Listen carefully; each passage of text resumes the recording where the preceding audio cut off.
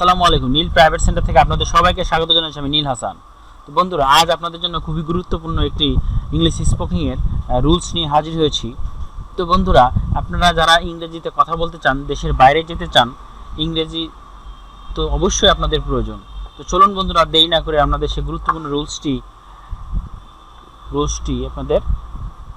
রুলসটির কাছে। তো চলুন, আমি আগে থেকেই রুলসটি তৈরি করে রেখেছি যাতে আপনাদের সময়টি নষ্ট না হয়।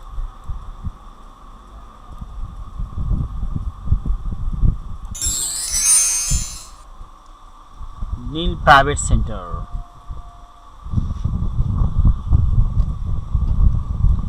বন্ধুরা, আমরা হয়তোবা মনে করছি ইংরেজি অনেক কঠিন, কিন্তু না, আসলে ইংরেজি অনেক সহজ একটা সাবজেক্ট।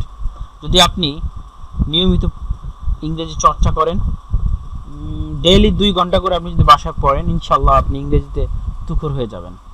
তো প্লিজ আপনারা চর্চা করুন এবং ইংরেজিতে ভালো হন।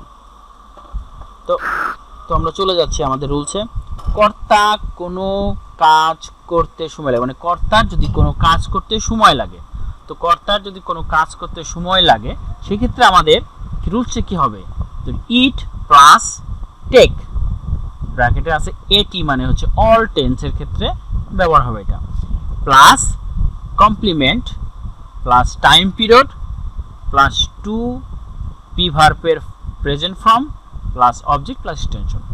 যেমন আমরা ঢাকা, যেমন বন্ধুরা, আমার ঢাকা যেতে 3 ঘন্টা সময় লাগবে বা লেগেছিল। আমার ঢাকা যেতে 3 ঘন্টা সময় লাগবে বা লেগেছিল। তো লাগবে হচ্ছে আমাদের ফিউচার টেন্স। তো এই ক্ষেত্রে যেটা আমাদের রুলস, ইট উইল টেক, এখানে অল টেন্স বলতে উইল বোঝাচ্ছে। It will take me 3 hours to go Dhaka. তো এখানে আমাদের কমপ্লিমেন্ট হচ্ছে me,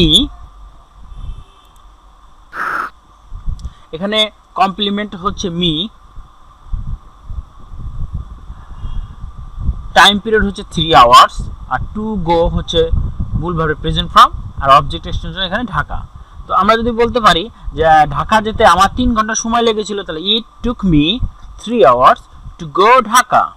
it took me 3 hours to go Dhaka.